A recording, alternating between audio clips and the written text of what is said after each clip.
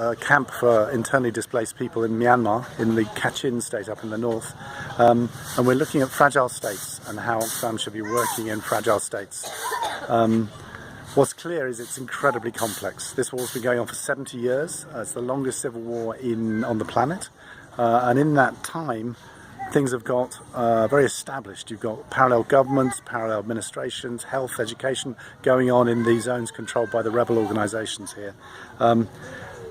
And what that means is our traditional approach to things like displacement and humanitarian problems doesn't really work, because those approaches are short-term. The idea is that people will be displaced, the war will end and people will go home. But now you're looking at a 70-year war. You have to think differently. And some of the questions that arise in these kind of fragile contexts are, you really need to understand in depth how power and politics works out.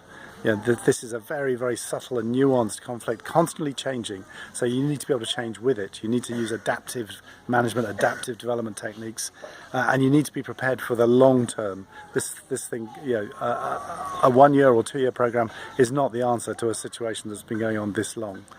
So this is what we're here in Myanmar talking about. There'll be a conference next week and I'll report back on that, but I just thought I'd do some initial impressions.